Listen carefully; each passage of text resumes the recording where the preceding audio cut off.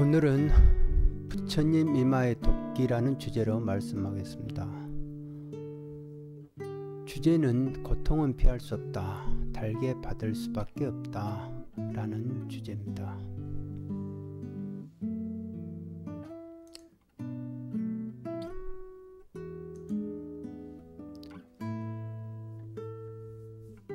경남 산청군 시몬사 사람입니다. 시몬사는 너무 오래되고 낡아서 비가 오면 빗물이 법당 안으로 새어 들어와서 주지 스님은 이 절을 중수하고자 원을 세워 백일 기도를 했다고 합니다. 기도 해양 날 꿈에 부처님께서 내가 내일 동구밖에서 맨 처음 만나는 사람에게 시주를 청해라 라고 하셨습니다. 이튿날 아침 주지 스님은 아침 예불을 하고는 권선문을 들고 설레는 마음을 달래며 동구 밖에서 서성거렸습니다. 그런데 맨 처음 나타난 사람은 그 윗마을 조부잣집에 사는 머슴 삼돌이었습니다. 부처님도 무심하시지 저 머슴이 무슨 돈이 있다고 시주를 부탁하란 말인가. 그만 맥이 탁 풀린 스님은 땅에 털썩 주저앉아 버렸습니다. 이 모습을 본 머슴이 다가와서 스님 어디가 괜찮으십니까? 스님은 몇 번을 망설이다가 그래도 부처님께서 하신 말씀을 떠올리며 저를 중수하고자 하니 시주를 해달라 라고 부탁을 했습니다. 그런데 뜻밖에도 머슴은 저를 중수하려면 돈이 얼마나 드는지 모르지만 제가 그동안 장가 가려고 모아온 품삯을 드릴 테니 스님 보태어 저를 중수하십시오. 그러면서 기꺼이 권선문에 백냥이라고 써달라는 게 아닌가. 아니 당신에게 어떻게 이처럼 큰 돈이 있을 수 있습니까? 예 스님, 저는 조부잣집에서 30여 년간을 머슴으로 살아오면서 장가 가려고 한 푼도 안 쓰고 모았습니다만 장가 가는 것보다 더 뜻 있는 일이 있어야죠. 고맙습니다. 부디 소원 성취하십시오. 주지스님은 머슴 삼돌이의 마음에 감탄을 하며 몇 번이고 인사를 했습니다. 며칠 후 머슴은 돈 100냥을 가지고 시몬사로 왔습니다. 머슴이 법당 안에 들어서자 언제나 근엄한 모습의 부처님께서 빙그레 웃고 계셨습니다. 부처님, 저는 못 배운 게 한이 올시다. 이렇게 남의 머슴으로 평생을 지내고 있습니다만 부처님 다음 생에는 부디 저도 배워서 남의 머슴 신세만은 면하게 해주십시오 라고 머슴은 부처님 전에 절을 하였습니다. 머슴 삼돌이가 평생을 모아온 그 뼈아픈 그 돈을 시주한 이야기를 들으면 동네 사람들은 모두 다 미쳤다고 수군거리며 지경스님이 꼬여서 돈을 뜯어냈다고 헛소문을 내고 다녔습니다. 모두들 욕을 하고 비방을 해도 저를 중수하는 일은 착오 없이 진행이 되어 마침내 시몬사는 비가 와도 걱정 없이 지낼 수 있도록 훌륭하게 중수되었습니다. 그러나 모든 재산을 다 바친 머슴은 이제 돈이 없어 장가도 갈 수가 없었습니다. 절이 중수되어 한 해가 지나갈 무렵 그 머슴은 중풍이 들어 앓다가 안진뱅이가 되어버렸습니다. 머슴은 조부잣집에 살 수도 없었습니다. 사람들 등에 업혀 절에 들어오게 된 머슴을 스님은 정성껏 간호를 했습니다. 시주한 공덕이 있으니 꼭 나으리라 믿으면서 머슴을 위해 백일 기도를 시작했습니다. 그런데 백일 기도도 마치기 전에 그는 우연히 눈이 멀더니 덜컥 죽어버렸습니다. 허탈한 마음을 달래며 정성껏 화장하여 장례를 치루어준 스님은 허망한 마음을 가눌 수가 없었습니다. 이토록이나 부처님이 야속할 수 있단 말인가. 한 푼 쓰지 않고 평생을 머슴살이하여 모아온 그 돈을 부처님께 시주한 공덕도 몰라주시다니. 화가 난 스님은 도끼를 들고 법당에 들어가 영험도 없는 부처님을 한없이 원망하며 부처님 이마를 도끼로 내리쳤습니다. 그랬더니 도끼가 이마에 박혀 빠지지를 않았습니다. 온 힘을 기울여도 빠지지 않자 겁이 난 스님은 도끼를 그대로 놓아두고는 절을 떠나버렸습니다. 바랑 하나 걸머지고는 이산저산 명산대처를 찾아다니며 공부하기 온 25, 6년 그 오랜 세월이 지났음에도 스님은 무심히 흘러가는 흰 구름만 보아도 봄이면 피는 노란 청포난을 보아도 안개비가 소리 없이 내리는 걸 보아도 시몬사를 생각하며 그 옛날을 그리워했습니다. 지금쯤 시몬사는 완전히 폐허가 있지 않았는지 지금쯤 시몬사 법당 앞들에는 청포난이 만발하겠지. 지금쯤은 누군가가 들어와 도끼를 빼고 부처님 시봉을 하고 있겠지. 이 생각 저 생각하다가 어느 날은 시몬사 부처님을 배우고 와야 되겠다 라고 생각하며 저를 찾아갔습니다. 그런데 그날 산청군에 새로 부임한 박영재라는 원님이 시몬사에 대한 이야기를 듣고는 그럴 리가 있느냐, 내가 가서 한번 빼버리라 하며 이방과 몇몇 권속들을 데리고 저를 찾아왔습니다. 원님이 시몬사에 오신다는 소문에 온 동네 사람들이 절로 모여들었습니다. 원님께서 시몬사에 와서 보니 과연 듣던 이야기대로 부처님의 이마에는 도끼가 박혀 있었습니다. 참 괴이한 일이구나 하며 손으로 부처님 이마에 도끼를 잡으니 쑥 빠지는데 화주, 시주, 상봉이라는 글자가 도끼날에 쓰여 있었습니다. 그 글귀를 보는 순간 원님은 화련대오했습니다. 그때야 원님은 전생에 자기를 볼 수가 있었습니다. 도끼를 뽑는 순간 구경꾼들 속에 있던 주지스님은 원님 앞에 나아가 절을 하니 원님은 스님의 손을 잡으며 스님, 나는 전생에 스님의 덕택으로 시주한 공덕이 있어 일자무식으로 3세에 받을 업보를 한생으로 끝마치고 금생에 좋은 곳에 태어나 이런 배수를 하게 되었구려 하며 스님과 함께 부처님 앞에 나아가 한없이 절을 했습니다. 얼마 후 부처님을 쳐다보니 도끼가 빠져 이마에 난 상처는 깨끗이 없어지고 이마에서는 백구광명이 빼났습니다. 이것을 본 원님은 스님, 다른 곳으로 가지 마시고 나와 함께 이곳에서 공부합시다 하며 스님을 붙잡았다. 구경하던 마을 사람들은 모두들 이제부터는 부처님을 정성껏 섬기기를 다짐하며 부처님께 절했다고 합니다.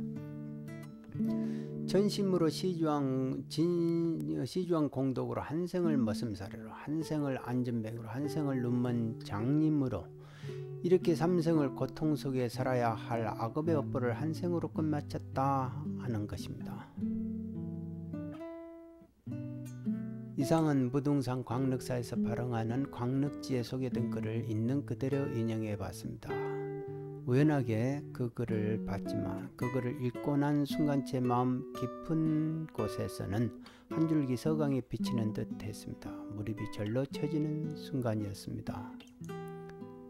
그동안 해답을 전혀 알지 못했던 의문이 확연히 풀렸습니다.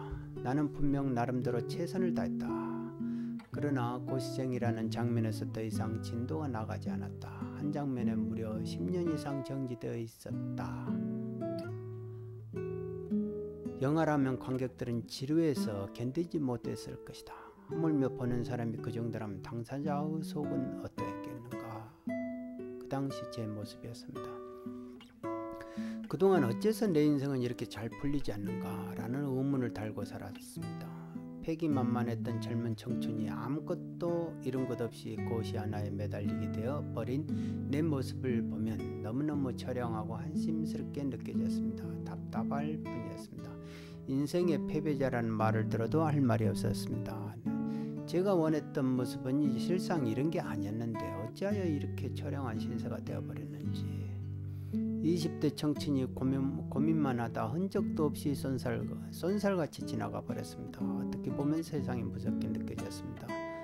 그러나 위설화를 읽고 나서 한 생각 바꿔버리니 오히려 저는 인생의 실패자가 아니라 축복받은 사람이었습니다. 참 희한한 일이었습니다. 일체유심조라는 말을 실감하는 순간이었습니다. 그동안 한심하고 힘든 시간을 보낸 것이 아니라 오히려 내 업장을 소멸하는 과정이었습니다. 축복받은 시간이었습니다. 고통이 강하면 강할수록 업장 소멸도 더 잘 되었을 것입니다. 남으로부터 업신여김을 받은 것은 전생에 내가 남을 무시하는 업보를 쌓았기 때문입니다. 그러니 금생에 그 업보를 달게 받아야만 했던 것입니다. 결국 내가 받아야 할 고통은 내 업보였을 뿐입니다.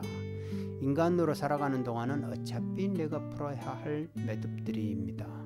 금생에 풀어버리면 그만큼 값어치 있는 삶이 어디 있겠는가라고 생각하고 고시라는 매개체를 통해 그동안 저는 업장 소멸을 계속하고 있었던 것입니다. 어차피 받아야 할 고통이라면 나이가 들어 받기보다는 오히려 젊었을 때 받는 것이 더 축복받은 일이 아니겠는가라고 생각되어집니다. 제가 생각할 때는 이 설화의 주제는 받아야 할 고통은 피할 수 없다라는 것입니다. 다만 그것을 당대에 한꺼번에 받느냐 아니면 여러 생에 나눠서 받느냐 차이일 뿐입니다. 복 있는 사람은 그래도 당대에 한꺼번에 받아 업장소멸하고 다음 생은 좋은 인연으로 태어나는 것입니다.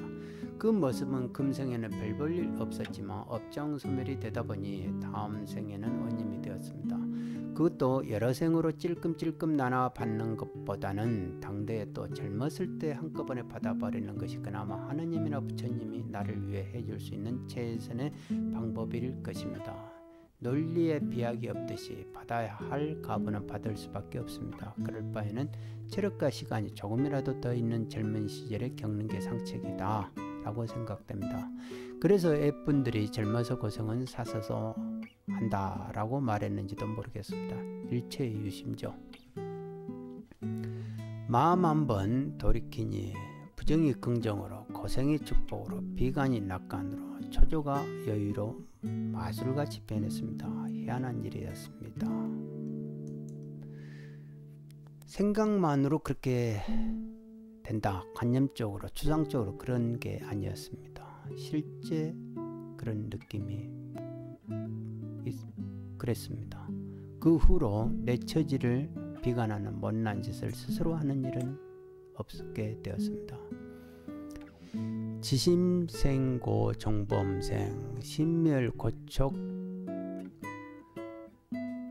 녹불이 마음이 생기면 마음물에 갖가지 현상이 일어나고 마음이 멸하면 무덤 해골물이 둘이 아니구나. 원효스님의 오도성입니다. 원효스님이 입당 유학을 하고자 의상스님과 서라벌을 출발하여 남양 지금의 수원 해안에서 해골물을 마시고 대오하여 의상에게 말했습니다. 법이란 다른 데 있는 것이 아니라 나에게 있는 것이요 먼 곳에 있는 것도 아니고 여러 가지 생각 가운데 있는 것도 아니고 한 생각을 돌이키는 데 있는 것일세. 이제 이것을 깨닫고 보니 멀리 당나라까지 가서 다른 사람에게 물을 필요가 없다고 생각하네.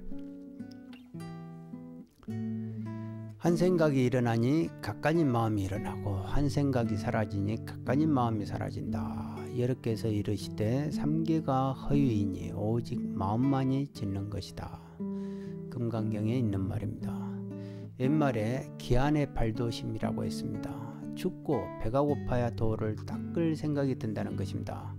비록 시작은 나 하나 잘 되고 싶어 하는 그런 본능으로 눈에 보이는 성과만을 쟁취하고자 노력을 했지만 실패하고 좌절하고 비관하고 그랬던 그동안의 시간이 그저 사는데 급급한 것만은 아니었다.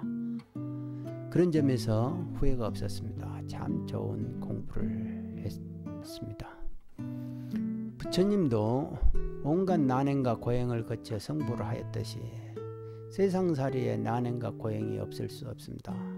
우리가 사는 사바세계에 그 사바는 참고 견뎌하는 세계라고 합니다. 결국 우리는 사바세계에 살기 때문에 참고 견뎌하는 과정의 연속인 것 같습니다. 그러나 그런 모든 어려움이 나의 의식을 성장시키는 계기가 된다고 생각하면 인욕까지 하지 못할 것이 없다 할 것입니다. 이렇게 생각을 해봅니다.